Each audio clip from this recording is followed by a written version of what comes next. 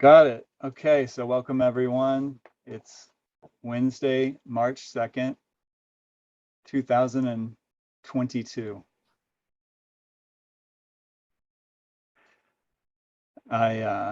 This is Bhakta Devon Rigel. Thank you for inviting me to give class and coming to participate. I hope we'll have some discussion or lots of discussion. So please feel free to get ready, get your questions and curiosities ready for that part. And let's start with a prayer. Let's start with the introduction to Bhagavad Gita invocation verses. And if you want to just follow along with me on your own, that's fine. I'll chant them. And this is invocation for the Bhagavad Gita, create auspiciousness. Also like a meditation to kind of drop into the space to approach Bhagavad Gita. Hare Krishna. Om Angana Timirandasya Gananjaga Shalakaya Chakshur Militam Yena Tasmai Shri Gurave Namaha Shri Chaitanya Manobishtam Shtapitam Yena Bhutale Svayam Rupa Kadamayam Dadanti Swa Padantikam Vandeham Shri Guru Shri Upa Kalakamalam Shri Gurun Vaishnavamscha Shri Rupam Sagrajatam Sagana Lalita Sagana Ragutam Nam Vitam Tam Sajivam Sadvaitam Savadutam Parijana Sahitam Krishna Chaitanya Devam Shri Radha Krishna Padan Sahagana Lalita Shri Vishakan Vitam Scha Hey Krishna Karuna Sindhu Dinabandhu Jagatpate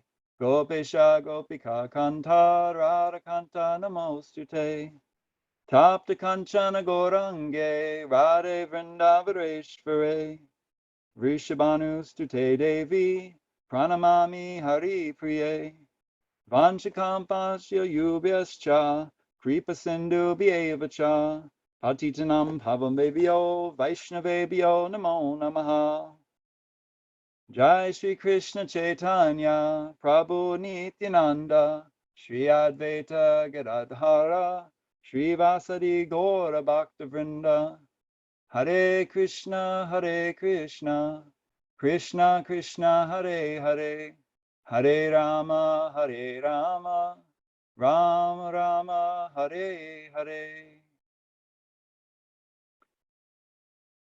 And for Srila Prabhupada, our spiritual master, Namo Vishnu Padaya Krishna Prastaya Bhutale Srimate Bhaktivedanta Swami Niti Namane Namaste Saraswati Devi Gauravani Pracharane Nirvishesha Shunyavadi Pastya Chadishatarane Srila Prabhupada Ki Jai. And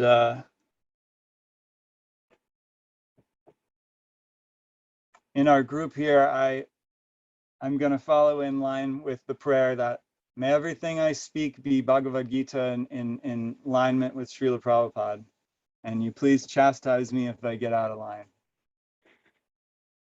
Okay. So for this evening, what I have prepared for you is different working titles, something like Approaching the Bhagavad Gita and Why I Don't Understand the Bhagavad Gita. So, I want to talk about what I am hearing from Srila Prabhupada about how we should approach Bhagavad Gita. And basically my research is I listened to a 3-hour lecture called Introduction to Bhagavad Gita by Srila Prabhupada, like a lot of times. And so I lost count of that. And I just would listen while I'm working. I would listen going to bed. And every time I'm listening, I'm hearing something new. And in a sense, so much of the introduction and in Srila Prabhupada's lecture is a summary of main points of the Gita. And so so that's kind of like starting where I'm at, which is I need to just keep starting at the beginning until I think I'm ready to go further. Of course, I'm familiar with other places in the Bhagavad Gita and like that, but so much is kind of summarized here. There's too much. There's too much here. It's Srila Prabhupada talks for 3 hours, so it would take me much longer to even try to convey what he expresses there. But so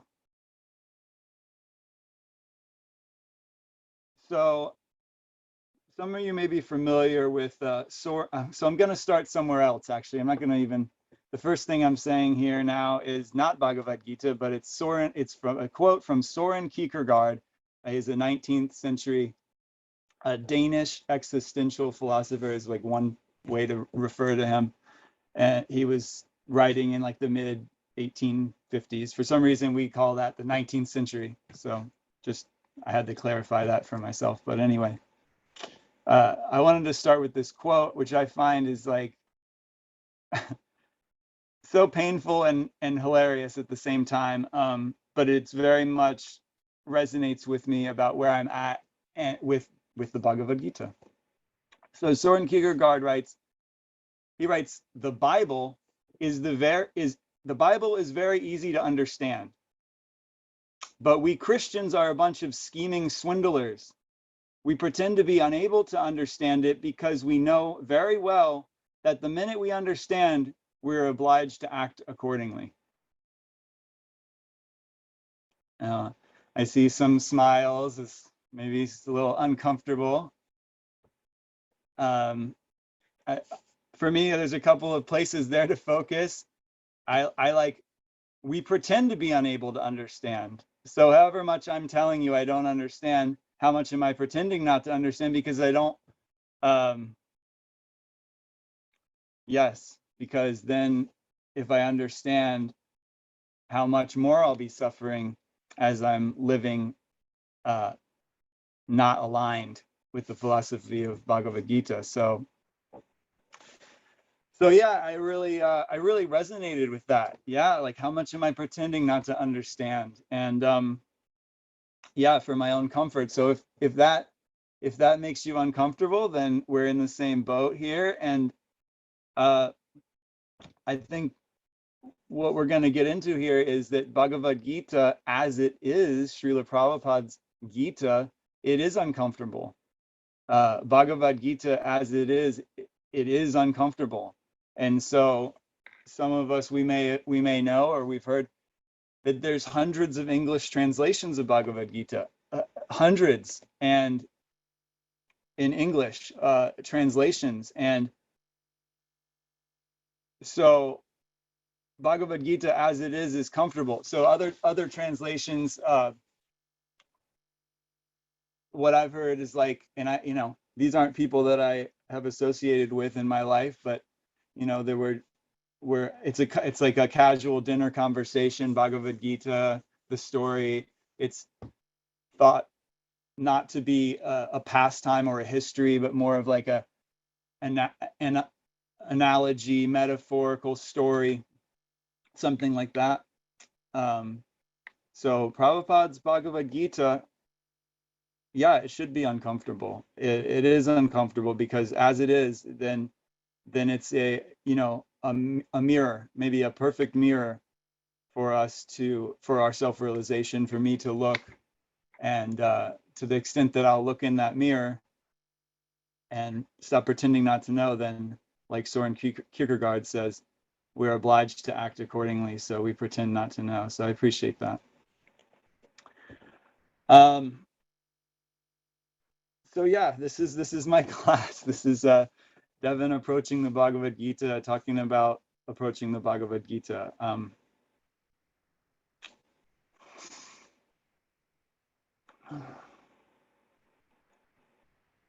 In Srila Prabhupada's lecture, he describes the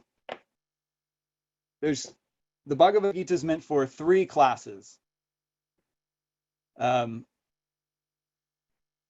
the impersonalist, the meditator, and the devotee, or like Bhakta, Bhaktin means like devotee. So the impersonalist, the meditator, and the devotee.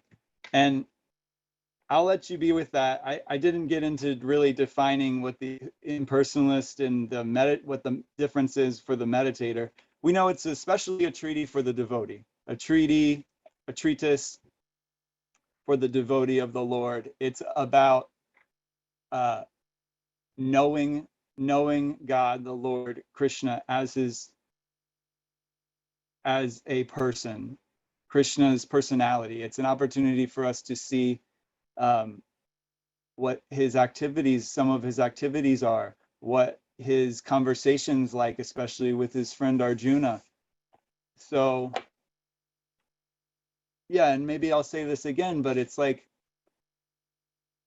approaching, so Srila Prabhupada says the approach for Bhagavad Gita is approach Bhagavad Gita in the mood of surrender, accept as it is. And at least for me, I think surrender to who? I don't know. Who am I surrendering to? I'm not, maybe it's natural or my personal rebellious nature to not want to surrender to somebody I don't know. And so without being in the position to receive Bhagavad Gita, the perfect position is in surrender. Then I'm not in the perfect seat to understand Bhagavad Gita. We got Conch coming on. Nice. Welcome. And Jim's here now, and somebody at 413, if you care to identify yourself, that's great. If not, that's okay with me too. Hey, Devon, it's Laura. Laura, welcome. Thank you.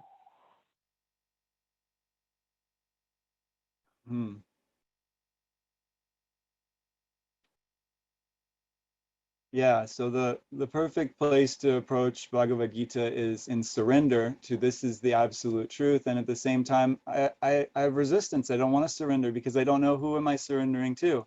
At the same time, this is the process of getting to know. So then it's like, okay, now I know something about Krishna. Do I want to surrender? Let me start over. Let me read from the beginning, right? So this is kind of, here we are at the beginning. Here I am at the beginning, approaching Bhagavad Gita again, knowing something more about Krishna from his relationship with Arjuna in the Bhagavad Gita. Yes, that's the Prabhupada says it's actually required for being a good student of Bhagavad Gita to be in this mood of surrender. And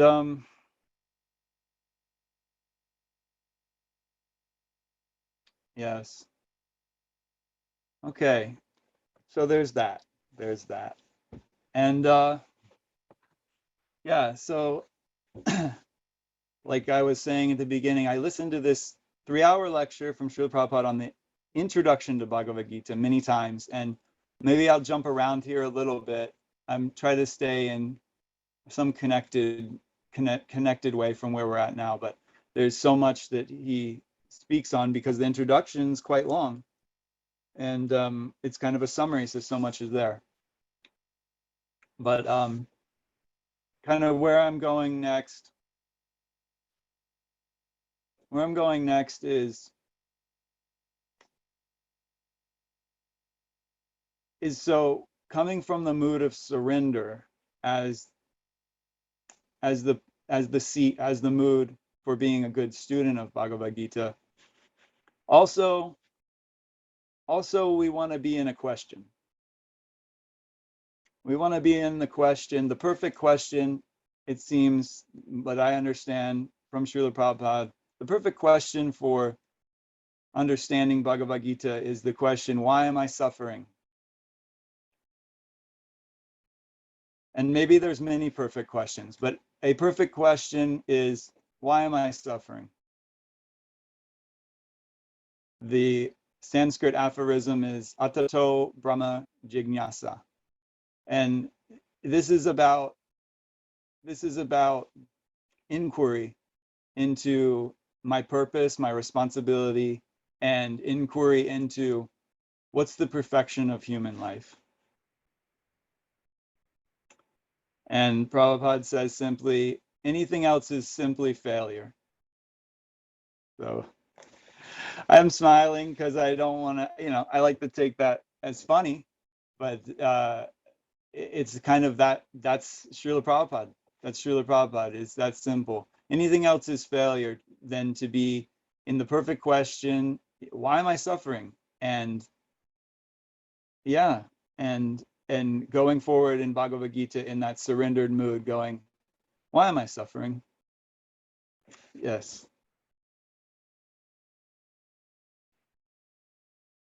Yes. And again, if I'm doing my job here, according to Srila Prabhupada, we should all feel uncomfortable. So I'm feeling it. Hopefully you're with me. That's what we want here. Okay. Yes. Of course, uncomfortable means growth intrinsically with any growth, with any stretching, expanding and self-realization, then naturally we know from our own experience it comes with some discomfort. So that's what I mean by that. And I think that's where Srila Prabhupada's coming from. So since generally we don't get so excited about embracing discomfort, and I know for myself, I like to cook. So for me, how I relate to being uncomfortable is I change the recipe. Yes. So, okay, I'm going to cook with what I have. Okay. And yes, in a way, yes, we have to start with where we're at. We have to start with what we have. And then I could say I didn't like that recipe, but to be honest, I didn't have certain ingredients. So I did a little more of this and a little less of that. And I got something that came out, but it's probably that recipe because they didn't like, I'll try another recipe. So this is how I relate to, yeah, like this should be uncomfortable. Okay, well, yeah, and then I know my desire says like, well, I'll change things a little bit, and of course we to be honest, I know that I get different result. It's I'm not following the recipe exactly, and I get a different result. So yeah. Srila Prabhupada is sharing in the introduction like that about discomfort and getting a different result, and I'm using my experience in the kitchen to relate. And Srila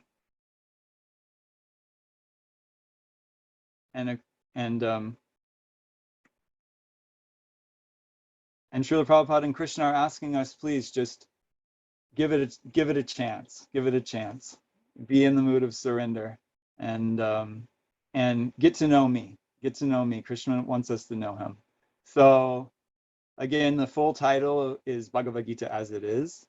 A.C. Bhaktivedanta Swami Prabhupada, he's especially empowered due to his relationship with Krishna, that we know, that we want to know, that we want to learn, and we want to develop our own relationship with Krishna, that Krishna that's in our heart, that Krishna that's always with us.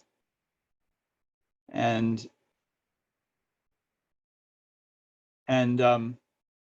yes, through Srila Prabhupada's As It Is translation of Bhagavad Gita, we have that opportunity. And at least for me, it's helpful to look at the empirical evidence why Srila Prabhupada's Bhagavad Gita, when I'm thinking about my life, my self-realization, my spiritual life, why come to this book, even this book in the first place, even to zoom out to like, why even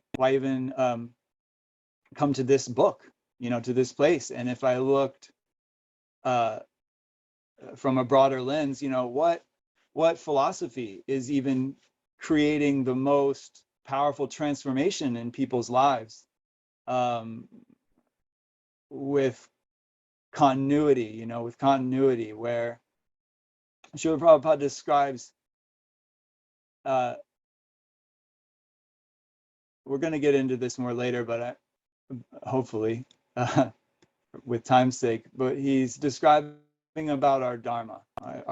So he gives the example, the dharma of fire. So just to describe dharma is an important thing to understand, because I'm talking about why come to the Bhagavad Gita and not some other place. And our faith is something that it can change. Our faith can change, really, like from one religion to another. But at the same time, Bhagavad Gita being non-sectarian, it's not a faith. It's not changeable. So in that sense, it's like our dharma, which is that which can't be changed. The dharma of fire is to be hot. You can't separate the two things. So our eternal dharma, our eternal relationship with Krishna, it's there. Krishna's in our heart, and we can't change that. People may jump from one faith to another, one belief to another, but if we look at why come to Bhagavad Gita, it can be seen easily. Empirical evidence shows it's not just that if we come to Srila Prabhupada's Bhagavad Gita as it is, I should say, that this single book, this translation, is creating the most transformation of heart, is creating the most self-realization and consistency, that, oh, it's not a fad. It's something, if we approach correctly, we give ourselves to, then it's not like a in and out fading, trendy fad. So yes. And again, because another way we can see that is because this isn't something we have over, like, although maybe the Frashellas are having a Bhagavad Gita class over dinner, it's not a comfortable book or conversation to have just like anywhere, anytime. So there is like that stretchy, growthful nature in Srila Prabhupada's Gita. Okay, to break that up a little bit. So, how are we all doing? Okay, how they say, is it hot in here? Is it just me? Okay, I'm feeling that heat now.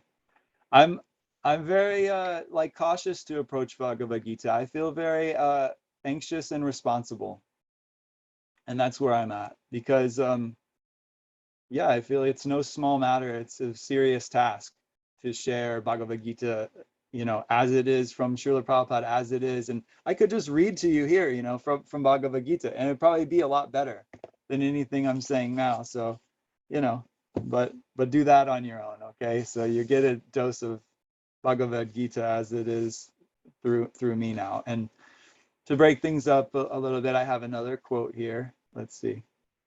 Yes, I have another Kierkegaard quote. I just have parts of this quote highlighted. So if you wanted to read the whole thing, let me know. But here's the parts I have highlighted, and it's also referring to Christ.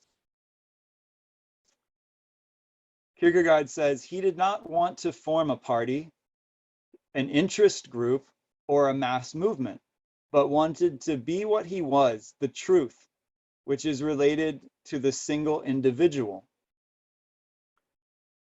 To win a crowd is no art, for that only untruth is needed. I think it relates to the discomfort. Yeah, the truth is uncomfortable. And I like the part about the mission. The mission isn't to Krishna's mission, Prabhupada's mission. It's not for self-interest. It's not for politics. It's not for money. It's for truth. And I like he's saying it's related to the single individual. So also the Bhagavad Gita is so personal. It's it's a personal relationship between Krishna and his best friend Arjuna. It's about our relationship to Krishna and to kind of try on Arjuna's shoes, because Arjuna expresses right away in Bhagavad Gita, and it's even spoken about in the introduction, he expresses his doubts. Arjuna expresses his doubts. So even Arjuna is not fully surrendering. So even Arjuna seems to be not the perfect example for us of how to approach Bhagavad Gita, because Arjuna expresses, well, at one point he says, and I'm paraphrasing, I'm just paraphrasing. He says, like, Krishna, I fully surrender to you. Everything you say, I accept as the truth. And then we see shortly thereafter, Arjuna saying, but wait, no, I can't do that. So Arjuna is so relatable in that way, and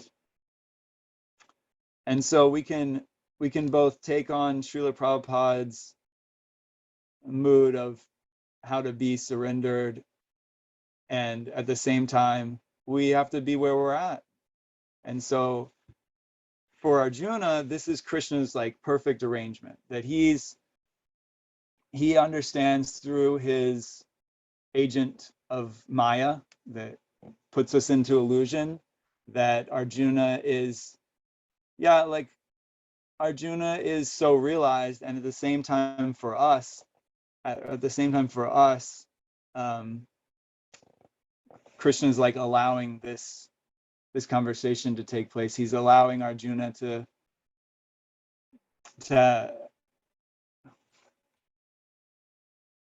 Krishna. It's like by Krishna's arrangement. It's like by Krishna's arrangement that this conversation is so perfect, that Arjuna shares, yes, I surrender, and then wait, I have doubts. It's just it's by his perfect arrangement, really, for us. Yes. And that really is the secret of Bhagavad Gita, isn't it? It's the open secret.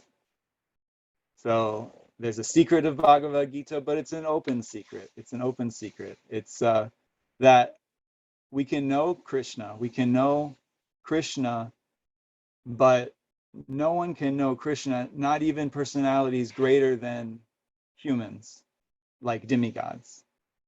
Srila Prabhupada says, not even demigods can know Krishna. So Krishna is giving us the opportunity to know him through Arjuna, who is his friend and devotee.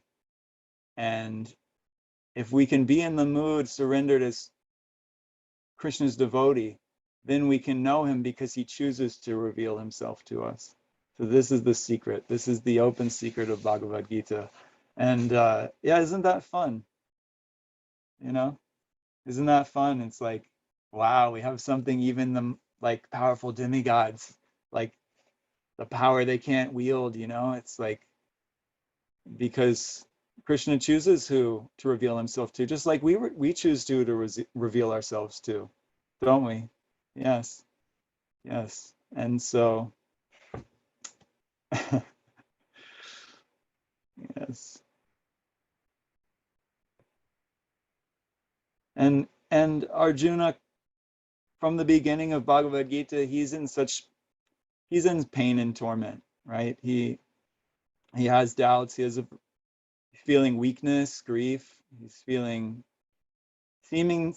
feeling, confusion. He's in one sense, he's so clear who he is. He's so strong. He's the greatest bowman, the greatest archer. And he's so clear who he is and what his position is and his role and which side he's on, and that he's on the good side and all of these things. And he's paralyzed. He becomes paralyzed. He's thinking to run away. He's actually made his plan. He's made his mind up. He will run away from the battle. And this is for, again, for our benefit, his illusion that he's this body. So yes. So we'll hear this again and again, that the illusion that we are these bodies is the problem, isn't it? And to be in this question again, why are we suffering? Why am I suffering? Okay, well, here's the answer. Why am I suffering? In simple, because I'm in illusion. I'm thinking I'm this body. This is why I'm suffering. And that's it. We can just end the class now. I've done my job.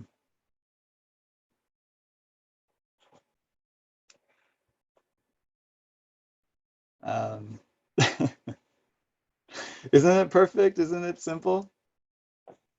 Isn't that nice? Yes.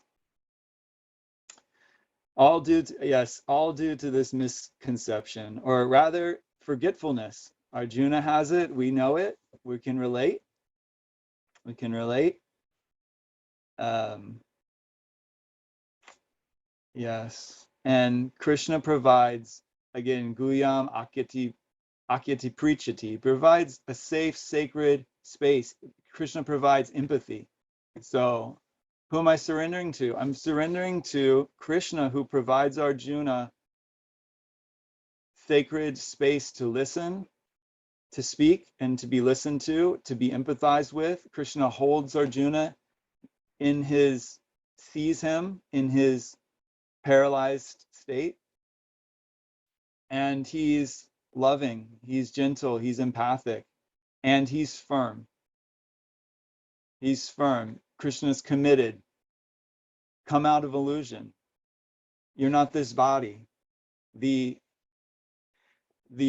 souls embodied on the other side of the battlefield, they're not their bodies. They're already mine. You know, they're already, Krishna says, like, essentially they're already mine. You know, they're already mine. So you just act in accordance to your nature, and it'll all be perfect. So Krishna's going to stand firm there through Arjuna's doubts, but he's listening, and he's empathizing with, yes, you know, as long as you're identified with your body, this is so painful. This is why you're suffering. Yes.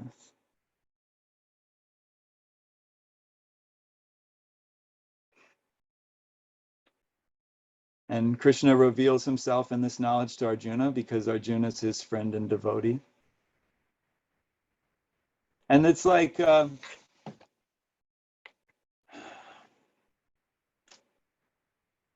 we want to also see ourselves as children. Yes, that even with our eyes closed, if we have the hand of our parent, of an adult, we can cross the street. Even with our eyes closed, we can cross the street. You see? So if we think of ourselves like this, we take the hand of the parent. We even that's surrender, right? Even like that. And we can go safely to the other side. So Krishna begs us like that, please stop suffering. Yes. Like, I'm available, I'm here, I'm in your heart. And that's what we want to cultivate, our relationship in that surrender mood.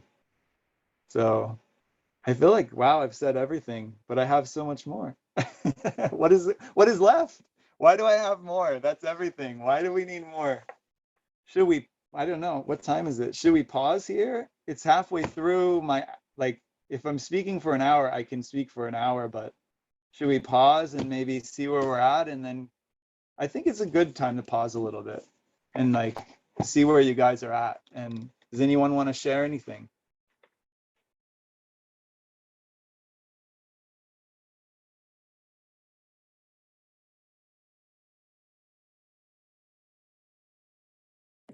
Hare Krishna. I had to find the mute button. Anasuya, Hare Krishna. Hare Krishna, back to Devon. Thank you for class. I also wanted to share that today is the first day of Lent, so it's Ash Wednesday. And so I was identifying with my Christianity and with the Bhagavad Gita, and like how Jesus went to the forest for 40 days. And I feel like that's like Arjuna, wanting to run to the forest, and like there's some similarities. And I like how you said it's just simply to give up. So like for Lent, giving up is just the surrendering. Like really not that I was always a practicing Catholic that did Lent, but I feel like inspired by your class tonight to like really look at what do I want to give up for the next 40 days and kind of incorporate that with my spiritual practice. And I like that. So I don't know what that's going to look like yet, but I'm excited to look at that.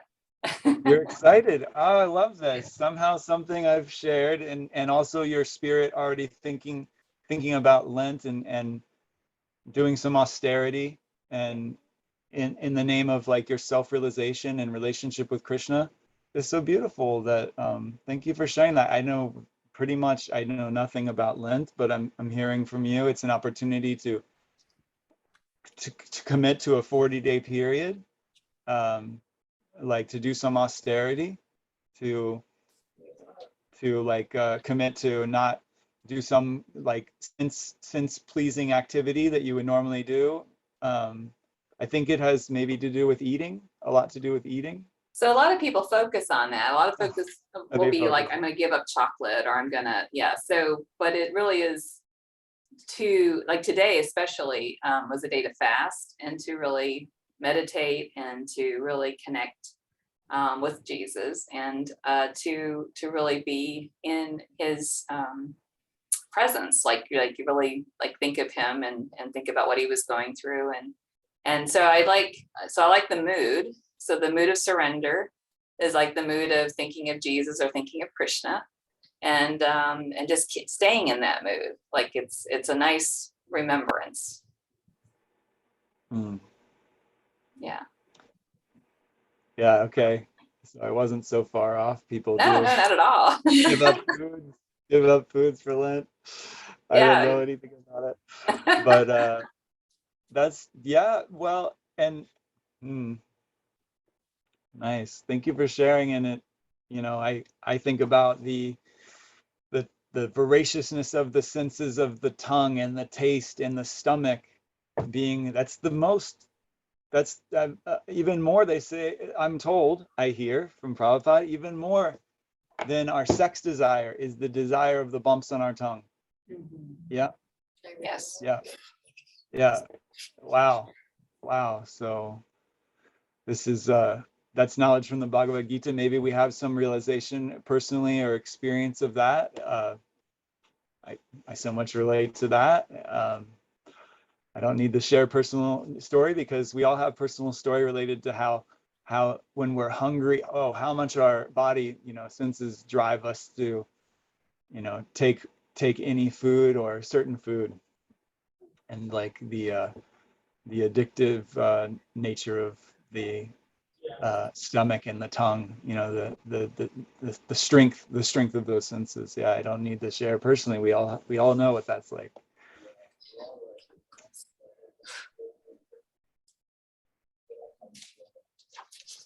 I'll share. Anyone else want to share anything at this time? Is that Valerie? Valerie. It's me. I tried to let somebody else go first. I wanted to say I really appreciated your style. It felt very like easy and fun, but all, like you put fun with the hurt. And what I got from it is that ignorance is easier, and it's so much easier to go through life just sticking your head in the sand. But life is so much fuller when my eyes are open and when I have that awareness. And I loved how simple you summed it up. Suffering because we're an illusion, like just light bulb. But yeah, I really loved everything you shared, and I'm obsessed with Arjuna, so anything Arjuna related is a-okay with me. Thank thank you for sharing your class. Thank you. Yeah, you appreciated the fun mixed with the pain Yeah. of illusion. Why am I suffering? And you're appreciating, yeah, it's easier to stay in ignorance. You're appreciating and you're obsessed with Arjuna is very fun. Thanks for sharing that. How can we not be obsessed with Arjuna? I mean, there's not one picture where he's not quite attractive. And He's so relatable. He's a friend. so relatable. Yes. Thank you, Hare Krishna. Thank you for sharing. I'll share. I'm Stephanie. Thank you so Stephanie. much for this class, Devon. Very stimulating, definitely resonates. Felt a lot of discomfort. Thank you. Oh, good. I feel majorly called out on certain ways that I've been living in connection to the illusion that I am this body. And yeah, I really appreciate the entering the Gita with I felt like you gave kind of a manual for how to read the Bhagavad Gita in a way, like to approach through surrender, and also how relatable it is that Arjuna, yes, I'm surrendered, I'm trusting, I'm open, I'm guided, and then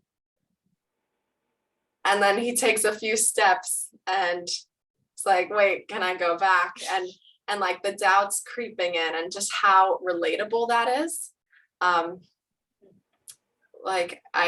just see this sort of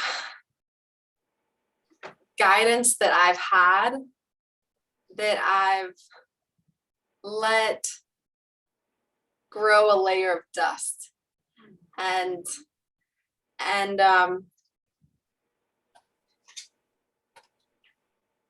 yeah,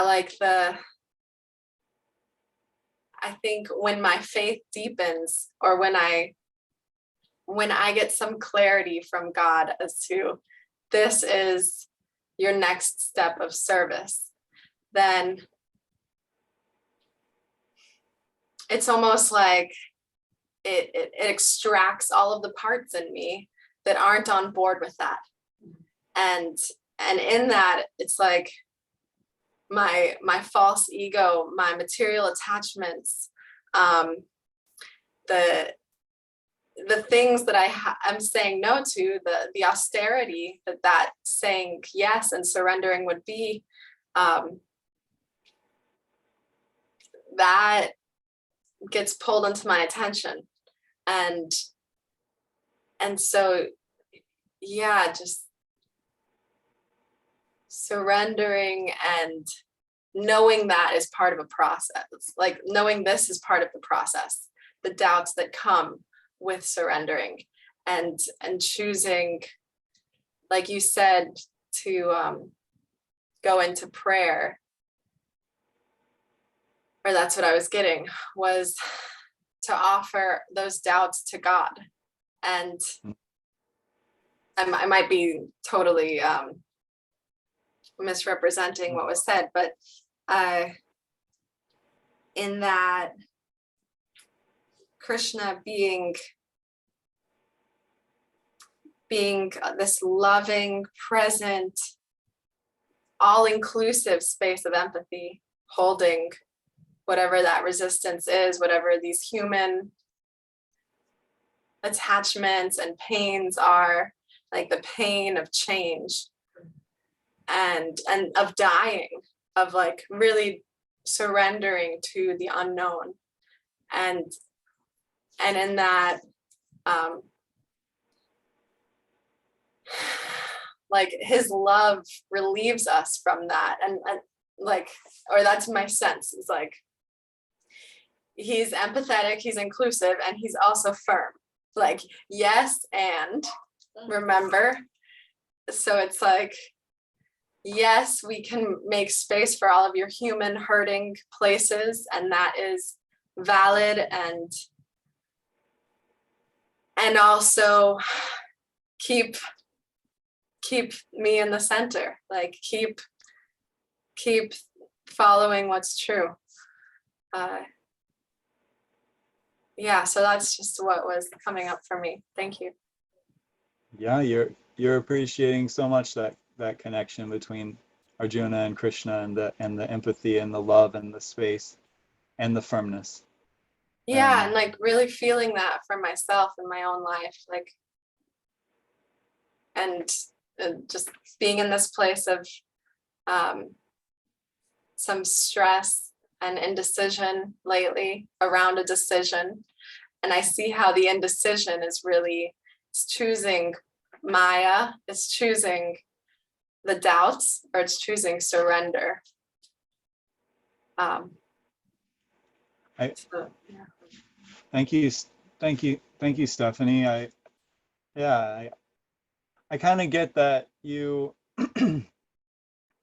that like around this decision or in your life, you know that even giving yourself that loving, tender space, that empathy to make a choice, make a decision in this case, is the path to, and it means also to be firm, also to be in reality, to come out of some illusion.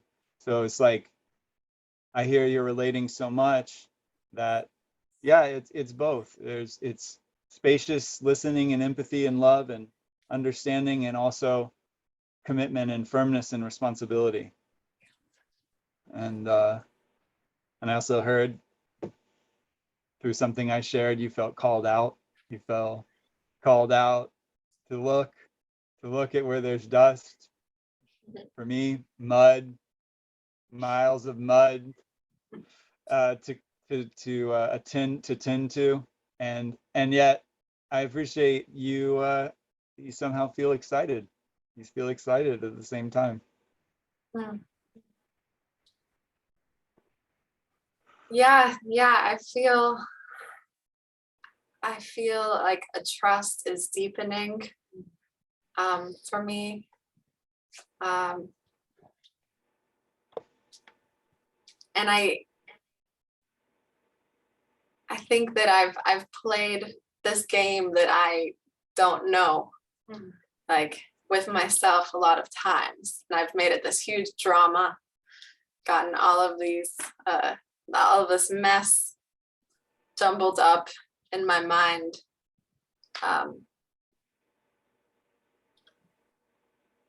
When the answer has been so clear, like God has smacked me in the face with like, that's what you need to do, duh. But I see how I've like pretended that I can't really see that, like, because yeah, it can be hard. It can be like getting the parts of me that are resistant to trust that, like a child, that I'm in God's hands. Yeah. So much richness in what you're sharing. Thank you. Thank you for your personal sharing, and your relationship with God, your relationship with trusting God, your relationship with pretending not to know. Yes. Hi, Conch, you're off of mute. Did you want to share something? Oh, I didn't think she did, but I heard Sorry, some. the baby hit it. I'm sorry. No problem. Do you want to share anything? No, thank you. I saw Jim was off mute, but now he seems to be gone. Thank you, Stephanie. Thank Nice you. to meet you. You too. Devon, I liked your recipe analogy about if we're gonna get the desired result, do we need to follow the recipe? So I was cooking this afternoon just a couple hours ago, and I was like, it needs more of this. I'm gonna add some of that, and and I see that I do that a lot, and I want the desired result in my spiritual practice, but I kind of like to do it my way a lot of the time. So that's really something I want to think about. Thank you for bringing that up. Yeah, it seems you're very aware. It's your nature. It's our nature, our human nature, to want to be the controller, think we're the controller, to want to do it. I want to do it my way. And it's the hardest thing, maybe the hardest thing, to speaking for myself, to surrender that control to anyone, to Krishna, to anyone, to know that, okay, well, yeah, if I'm honest, I didn't really stick to the recipe. So there's no one to take responsibility for that but me, isn't there? Yeah, I think I ask myself a lot, why I don't just follow what the books say, like, there it is right there. Like, seems like it's all been handed out for us. And I'm the opposite. I'm weighing ingredients, and if it's not exactly the recipe, I don't add anything. It's got to be just by the book. Well, maybe it's some books. Yes. Yeah, for you, Valerie, you can see like your tendency is to go to like all or nothing. Like you'll weigh the precise one, or you're not going to do it. Exactly. Yeah. Eye-opening. Yes. Yeah. Yes.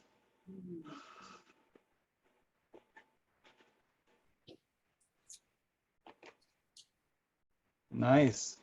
Thank you for this discussion. Thank you for the sharing. Thank you for the class. Yes. I'm ready to share more. Or if anyone, what should we do now? I don't even know what time it is. Look at the clock. They're ready for more. You ready for more? You want some I'm more? ready. How long can we go? How long Prabhupada do is we ready.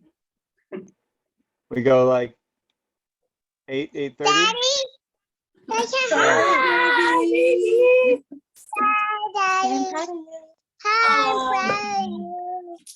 Sorry, it's so I appreciate your sweet. time, Bob.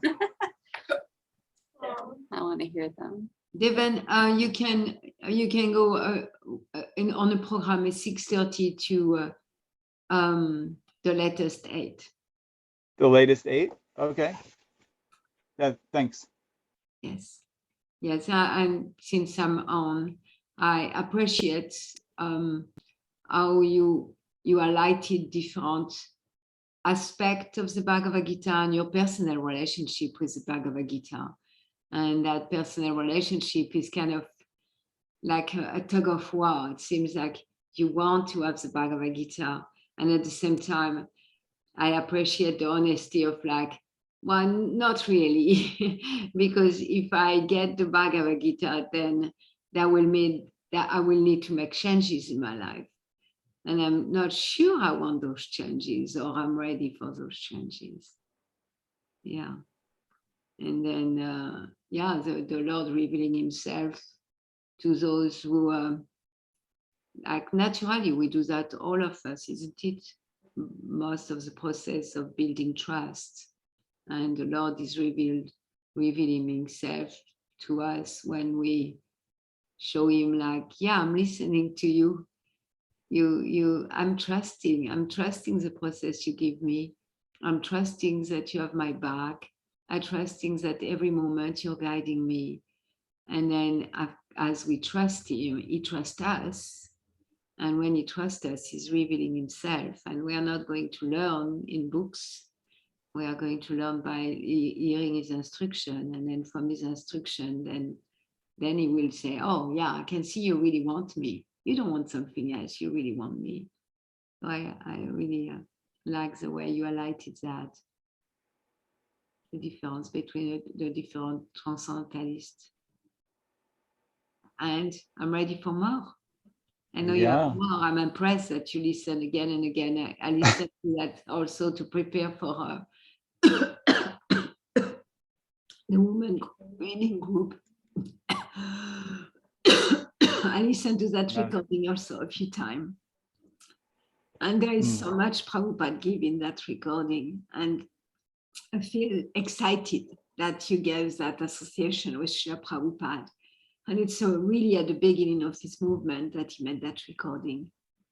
And so you're getting direct association with Srila Prabhupada again and again. It's very inspiring. Hare Krishna. Wow. Yeah, thank you for that sharing and encouragement. Thank you for your encouragement. Thank you for seeing me. And you're appreciating, you're appreciating me. You're appreciating my class. It's highlighting that Krishna reciprocates. Krishna reciprocates with our desire, and he reciprocates that we're trusting him to, nice, that we're trusting him also with our doubts. So he appreciates that. So I appreciate, because you're helping me expand even this point, is that Krishna appreciates, thank you, you brought your doubts to me. You could take your doubts anywhere. You could not take your doubts to me. You could hold them in, but you're bringing them to me. You're giving me a chance by telling me you have fear and doubts. And so you're bringing them to me. So it's perfect. Yeah, that's really deepening this point for me, this relationship for me. Thank you.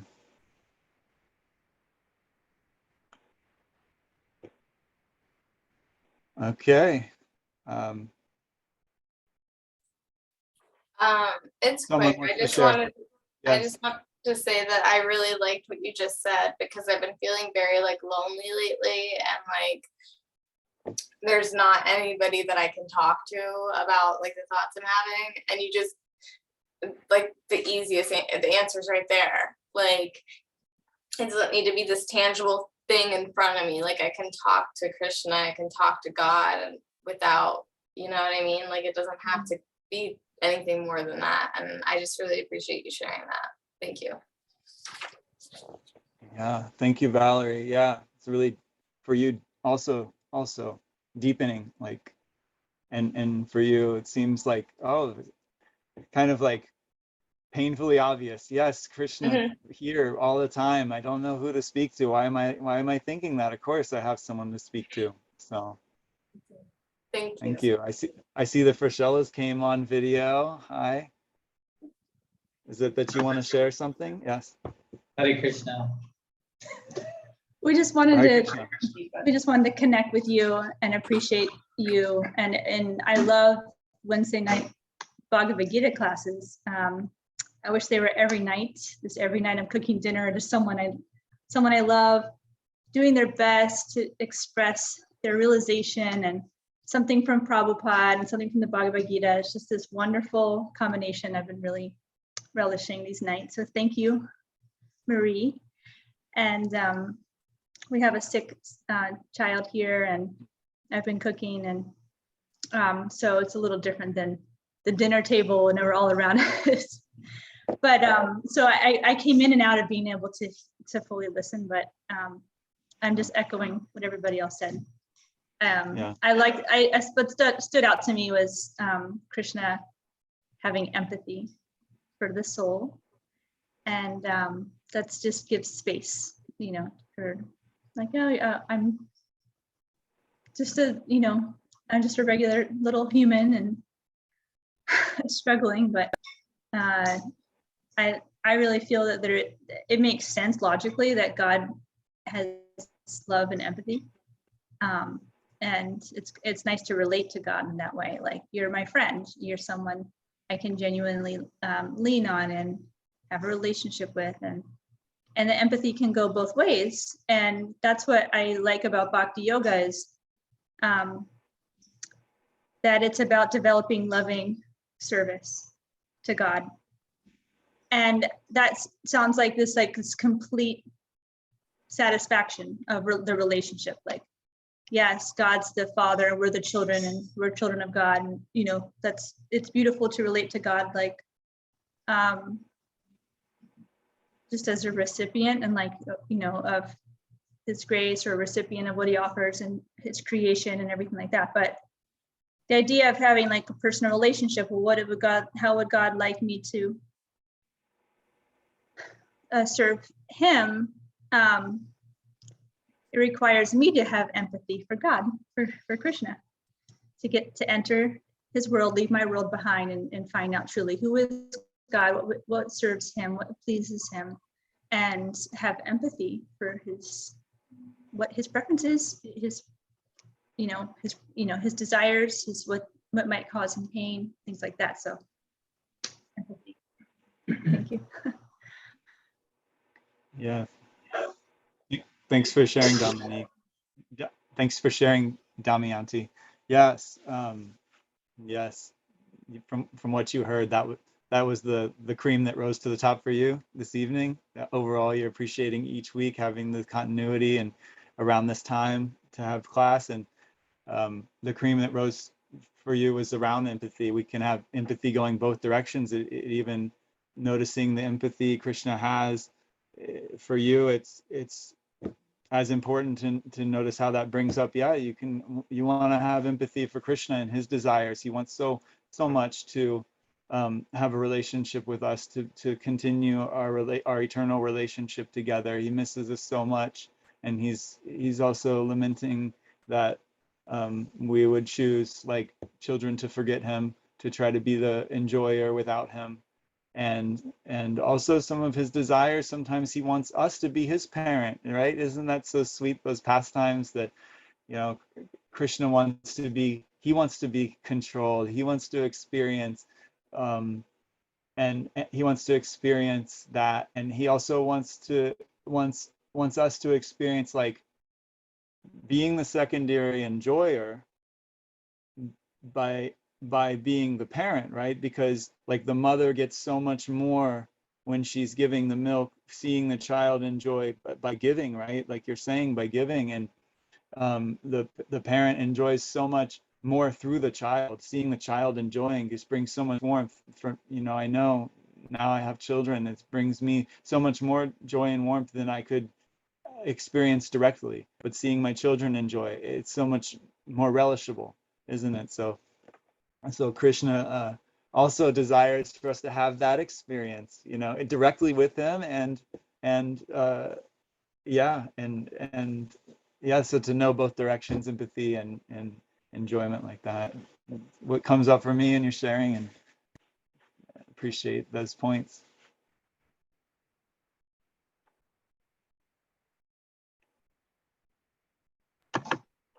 Hare Krishna. Garuda Das, Hare Krishna. I'm kind of just showing up as of like 10 minutes ago. I got home kind of later and took a shower and stuff, but I'm interested to listen to the beginning of the class to kind of hear. Yeah, I just what you shared. So I'm feeling curious, and I intend on listening to the recording. It is being recorded, I would imagine. Yes. Mm-hmm. Yes. But just briefly, I'm appreciating, like, just coming home to like a class and discussion and just kind of bringing Krishna consciousness into like the forefront. I have the tendency in family life to get like just caught up in the doing and trying to figure it all out. And I feel like that's the biggest challenge I have in family life and with Krishna consciousness, is like really trusting that, Krishna is taking care of me and everything else. And I don't need to be so like caught up in that process of figuring it all out. And it's like go into like a stressful place too. It can be stressful for me to, you know, not to feel like it's all up to me to figure it all out. And, you know, so yeah, I guess that's what's coming up for me. And then also I wanted to acknowledge like my experience recently, like, well, over the years, like actually like practicing Krishna consciousness and experimenting with it, and like, you know, like really like cultivating an intimate relationship with Krishna and Srila Prabhupada.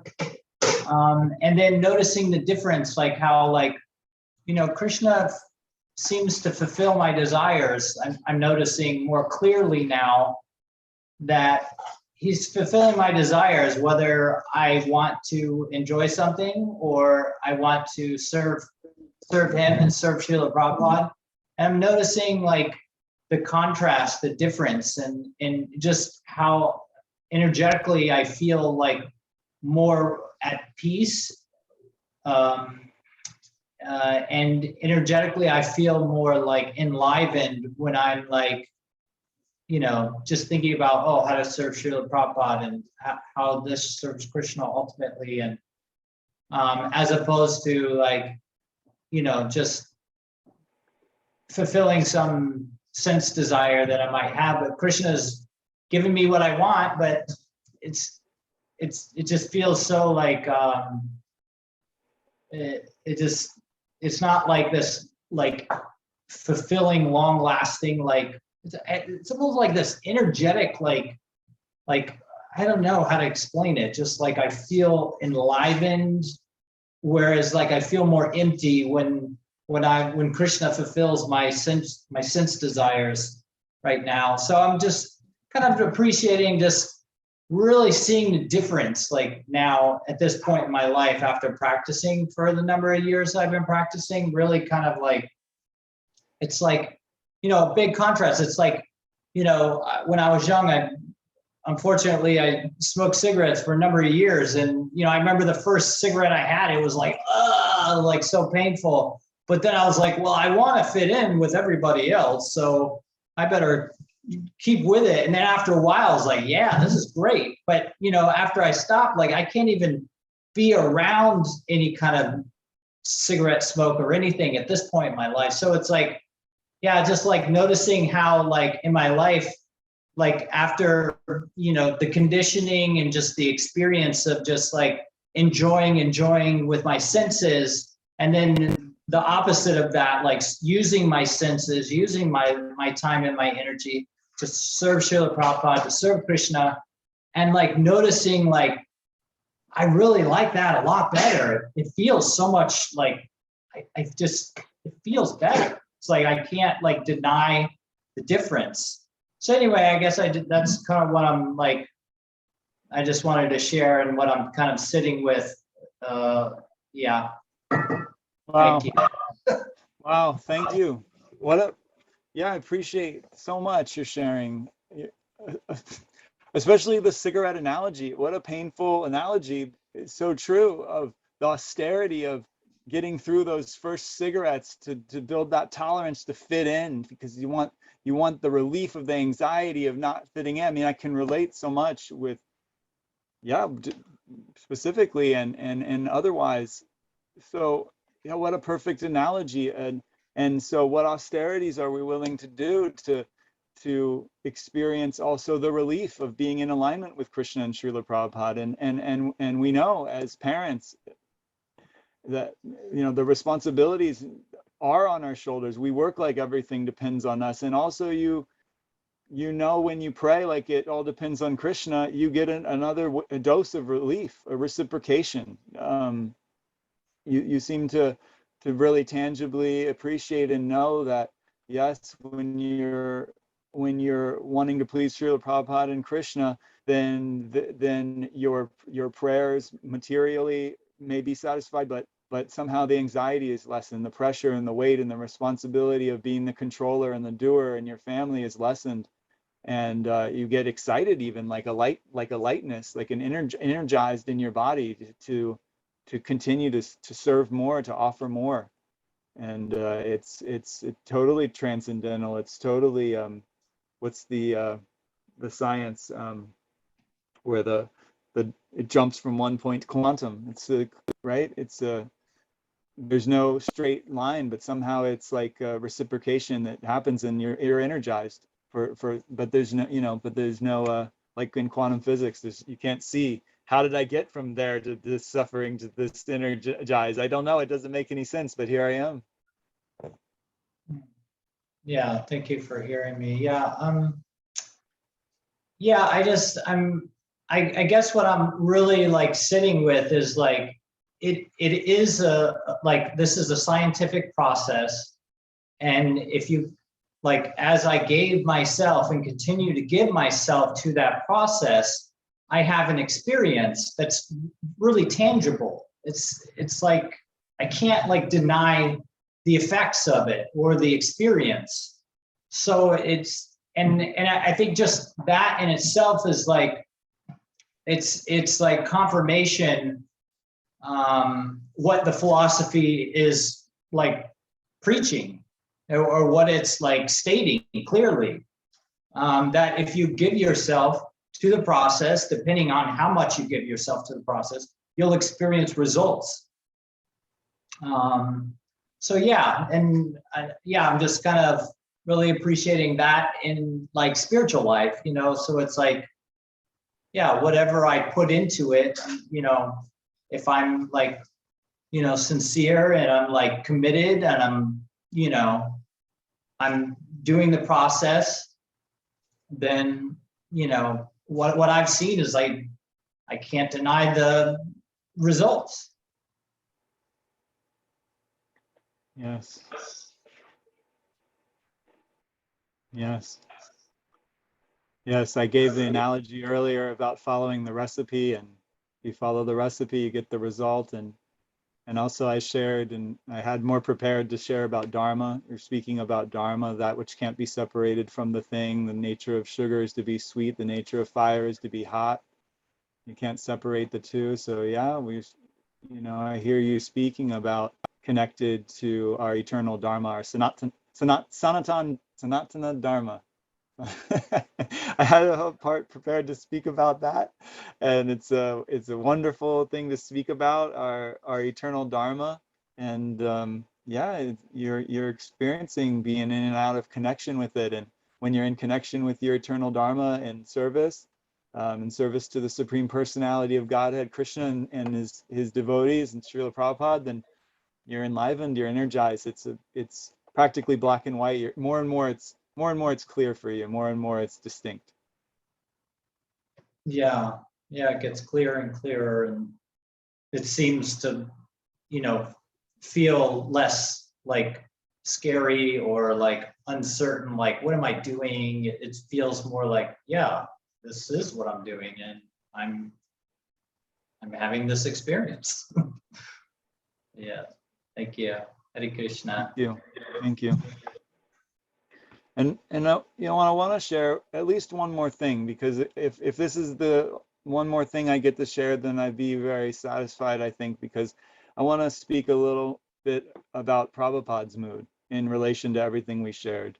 And this is something I took from Jivan Mukta's class. He gave a morning program class. I think it was on Bhagavatam, but something that he brought up in the class was Srila Prabhupada feeling so I think he said like rage or anger, just so much frustration. He would be so stern against those that would deny, the existence of Krishna. And then there was some conversation, there was some dialogue in that class, and I didn't listen to it again recently, but it went something like, well, like more specifically, it's like if someone denies the possibility that Krishna could be a person, because, and this is the mood of Srila Prabhupada, is because he has a direct personal relationship with Krishna. He knows Krishna. He's speaking with Krishna. Krishna is reciprocating with him. He knows Krishna is a person. And then for someone to say, no, this is your imaginary friend. This is the essence of what I got from the class, is so painful. It's like their name call, how can I not take that personally? how can I not take that personally? Someone saying, no, your experience is wrong. Your experience, your direct experience is a dream. It's an illusion, like this. So Srila Prabhupada would become, yeah, like distressed about it and stern about it. Like this is, so yeah, this is Srila Prabhupada's mood, that if you want to, Mayavadi means like, okay, the ultimate is the oneness. Like there's no person, God is not a person, okay? There's in the end, the goal is merging. And so we're practicing bhakti yoga. Yoga means connection, could mean like merging, and it could mean like, well, like yoga to link. So more personally, I think in bhakti yoga, we think of yoga as to connect and to link, but many will turn that into like yoga means to merge. And then so we can understand that we are one with Krishna. We are one in, right? We are one in qualities. We have all the qualities, like a drop in the ocean, yes, has all the elements of the ocean, but in smaller quantity, only a drop of quantity. So yes, we are one with Krishna. And so in this way, we are one. And at the same time, this is the principle, Achinta Beta Beta Tattva, we're one and simultaneously different. And so we are our own unique eternal personalities, and we have one Dharma, and we have that we enjoy our Dharma, that we will enjoy most. The highest enjoyment is through our eternal Dharma of service, in loving service to the Supreme, to Krishna. And so yeah, I just went so many places there, but really just wanted to share, and if it's the last thing I shared, to leave us with that mood of Prabhupada's direct relationship with Krishna, and from Jivan Mukta sharing that Prabhupada would become like infuriated if someone would argue against the personality of Godhead, against Krishna being a person, because he experiences that relationship. So yes, that's something that's been resonating with me since that class, and powerful for me.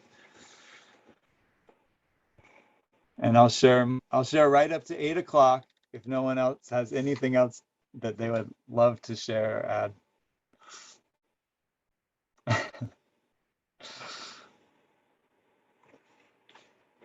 So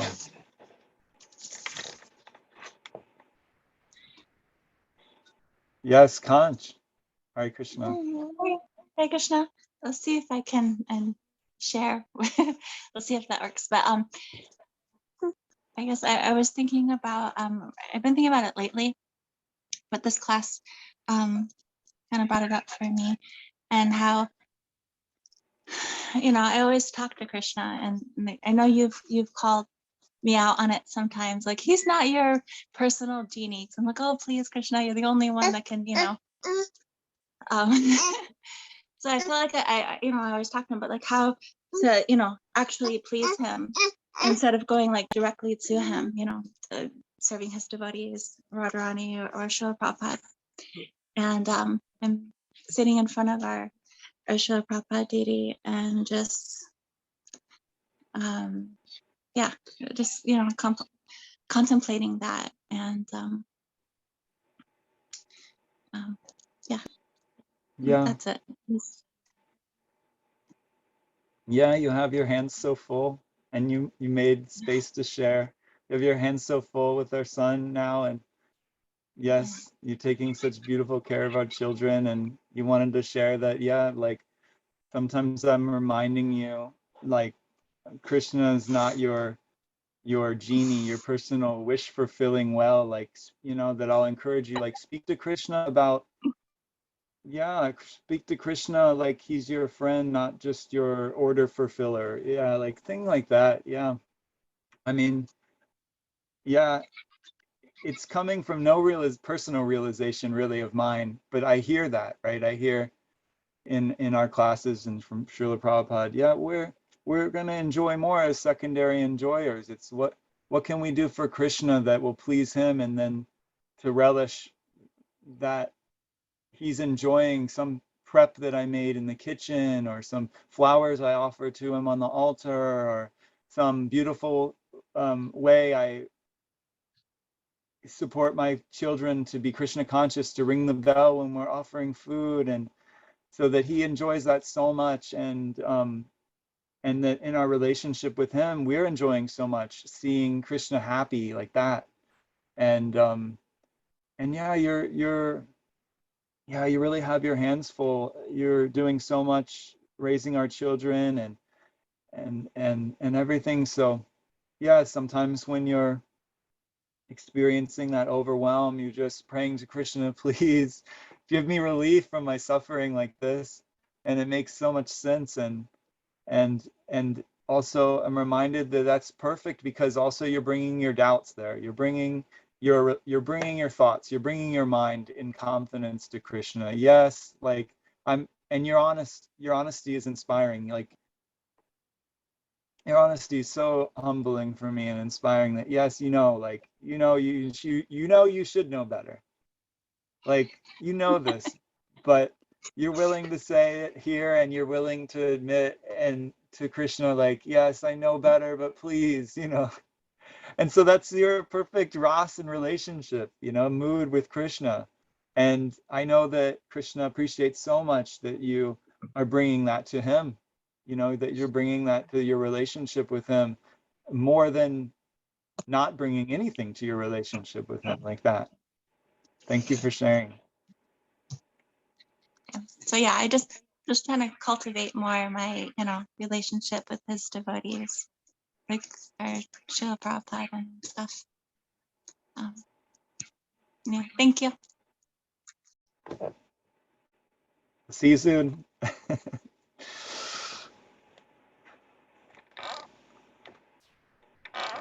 I have 5 more minutes. I'll keep talking as I promised. Anyone else? No. I really appreciated Kanch's point about learning to serve, because to serve Krishna may be a little bit nebulous. Krishna is in the spiritual world. What can we serve him? We are in the material world, material conditioning. And Kanch brought to the surface, okay, well, yeah, I know I'm going to please Krishna by pleasing his devotees, by serving his friends, serving those who love him. Like you were sharing earlier about the impersonalist Mayavadis that denies the existence of Krishna. And so, okay, so those who deny the existence of Krishna, someone who is a friend of Krishna is going to be angry, like, you're telling me my friend doesn't exist. What are you saying? And similarly, like, we have an opportunity to serve those who are friends with Krishna, those who know Krishna, and by serving them, then they give us Krishna. So I appreciate Kanch's point about redirecting energy to serving the devotees, those who are in direct connection with Krishna. Yeah, that's so helpful for me. I'm so glad you shared that. Yeah, because serving Krishna could be like a nebulous thing. Yeah, that through conscious sharing, you're expressing, like redirecting the energy to serve his devotees. I'm just saying what you just said, but for me, that's very revealing. It's very clarifying. Like, tangibly, I can please Krishna's friends and devotees and serve them, and it gives me so much options, so much possibility for creativity, and to use my abilities, or maybe protecting them, or giving them pleasure in some way with prasadam, and engaging them in service, like Kanch does every day for me, to engage me in service. I made this prep, please offer it to Srila Prabhupada. I saved some flowers for you to offer to Srila Prabhupada. she engages me in the kids in service every day. So I have to be, and I am eternally grateful.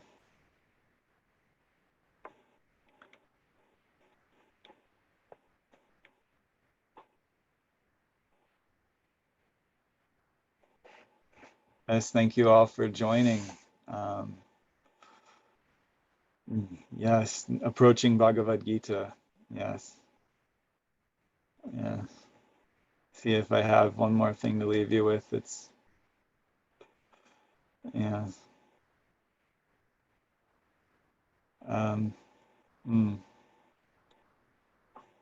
Yeah, there's this is something interesting that happened to me while I'm listening to this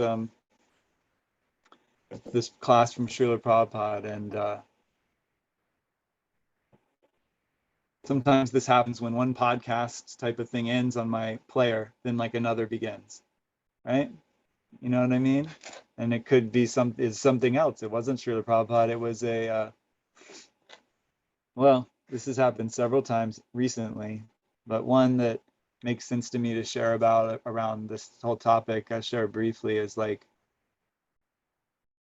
okay, so all of a sudden now I'm listening to a podcast and they're talking about self-defense. You know, like people train in self-defense. Like someone attacks me, I'm gonna do this block, this move, I'm gonna kick them in between the legs, this whole thing. And so this particular podcast, he says the way he teaches, and he says any good, reputable self-defense teacher should teach, is the very first thing to know is mission. What is my mission? I thought this so relatable and important here to approaching Bhagavad Gita and Krishna consciousness in general. So he gives example, like you get in a situation and you know, if your mission, and for many people it often is, to protect myself and my family, like simple like this.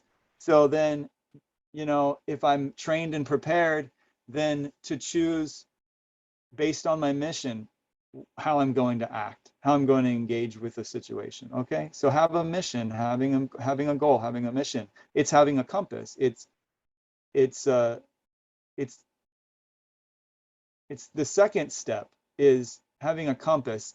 Having the mission is the first step, but a compass is worthless if we don't know where we are, isn't it? So, okay, I have a mission. Now I'm looking in the mirror. Who am I? Where am I? Why am I suffering? Okay, so this is Bhagavad Gita is a mirror for us to know, where am I? Who am I? So now we can start to understand what's my position, who am I, where am I, and have a mission, a goal. So now I know this orientation, right? So now the compass is pointing me in the right direction to my goal. So I just thought that's so relatable and so perfect. Like in self-defense training, this is how apparently top level teachers, they're teaching like this. And yeah, I just really saw that was the perfect analogy really there. So I wanted to share that too. And if no one takes next week's class, I'm gonna continue. I'm ready. I'm prepared to do it. Who's doing next week? Is anyone signed up yet? Okay, let's. Who's gonna do it? Anyone here? Laura, have you given a class recently? Is it your turn? Because I'm hearing, based on this message, that I don't want to sign up because I want to give other people the opportunity. I read Malini's post today and she expressed like that. Oh, so people may not be signing up. And I felt that personally for myself. I want to give others the opportunity to give class, you know, could be a cop out, could also be authentic, sincere, but yeah, the slots are not full for the next 8 sessions. So just to remind you, there's that opportunity and we're here to support you, aren't we? We're here to support you. If you don't know where to talk about or give a class, and like we're coaching, we're ready to coach you, aren't we? I'm ready. I'm offering that service. You can call me about it. So yes, Hare Krishna, and so enlivening to be with you all. Thank you for your personal sharing, your gifts, your realizations. Hare Krishna, Jai Srila Prabhupada. Srila Prabhupada, Srimad Bhagavad Gita ki jai. Jai. Thank you, Bhakta Devon. Hare Krishna. Hare Krishna. Thank you all for coming. Thank you, Devon. Jai Prabhupada. Jai.